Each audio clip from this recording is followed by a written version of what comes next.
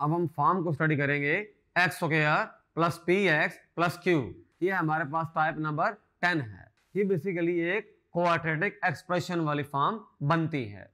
हम जब भी इस तरह के क्वेश्चंस को सॉल्व करेंगे या प्रॉब्लम्स को डील करेंगे, उनके अंदर हम मिड टर्म ब्रेक वाला मेथड अप्लाई करेंगे। आइए इसको एग्जांपल की मदद से अंडरस्टैंड करते हैं। हमारे पास एग्जांपल है x square minus 7x plus 12। देखिए इसको मैं यूं लिख सकता हूं 1x square minus 7x plus 12।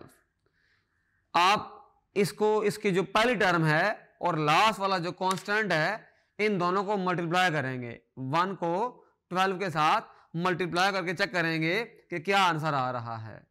1 into 12 is equal to 12 है। अब प्रोडक्ट जो है वो 12 आ रहा है, बट मुझे दो ऐसे नंबर चाहिए जिनको मल्टीप्लाई करूं तो 12 आना चाहिए, लेकिन जिनको अगर मैं ऐड करूं तो मेरे पास जो मिड टर्म है यानी कि -7 आना चाहिए। आइए देखते हैं कि वो कौन से ऐसे दो फैक्टर्स हैं, नंबर्स हैं, जिनको मल्टीप्लाई करेंगे तो 12 आता है, लेकिन जिनको ऐड करेंगे तो -7 आना चाहिए। 1 इंटू 12 इक्वल टू 12 है। उसके बाद -1 इंटू -12 भी हमारे पास 12 होता है। लेकिन इन दोनों का जो सम है, जैसे 1 प्लस 12 है फॉर एग्जाम्पल, अगर इसी को मैं डिस्कस कर लूं पहले, तो अब दोनों का जो सम आ रहा है मेरे पास 1 प्लस 12 13 आ रहा है, जो -7 नहीं है। -1 -12 आ रहा है, -13 ये भी 7 है, नहीं है। अब नेक्स्ट पे जाते हैं। 2 इंटू 6 भी हमारे पास 12 होता है, -2 इंटू -6 भी हमारे पास 12 होता है, लेकिन 2 प्लस 6 हमारे पास 7 नहीं आएगा।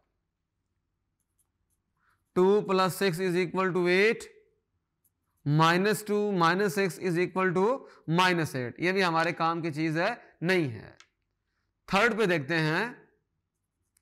3 इंटू 4 ये भी 12 है, और -3 इंटू -4 ये भी 12 है। लेकिन हम ये देख सकते हैं कि इनमें से अगर -3 को -4 में ऐड किया जाए तो -7 आता है। हमने वो दो नंबर हासिल कर लिए जिनको मल्टीप्लाई करेंगे 12 आ रहा है, लेकिन उनको ऐड किया जाए तो -7 आ गया। वो नंबर हमारे पास -3 और -4 हैं। हमने स्टार्ट में ये देखा था कि एक्स स्क्वायर के साथ जो कोफिशिएंट है वो क्या है और जो कांस्टेंट है वो क्या है। एक्स स्क्वायर के साथ जो कोफिशिएंट था वो 1 था और जो कांस्टेंट था वो 12 था। हमने उन दोनों को मल्टीप्लाई किया, आंसर 12 आ गया।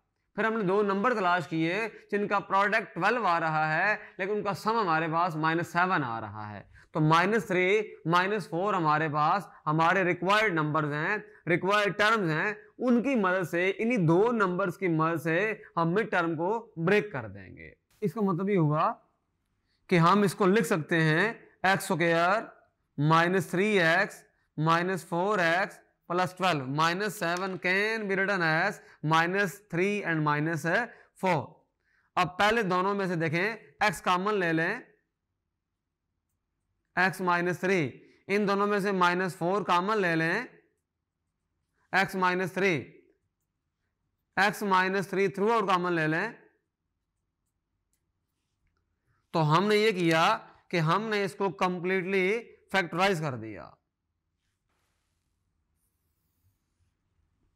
हमारे पास ये गिवन था एक्स स्क्वायर -7x प्लस 12, इसको हमने लिख दिया x -3 और x -4 वाली फॉर्म में।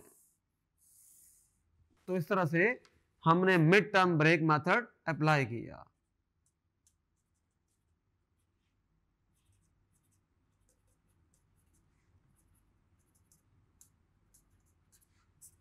इस टाइप में हमने ये देखा कि x square plus p x plus q वाली फॉर्म अगर हो तो उसको ब्रेक है किस तरह से करके फैक्टराइजेशन करनी है। हमने इसके अंदर mid term break method apply किया। Thank you.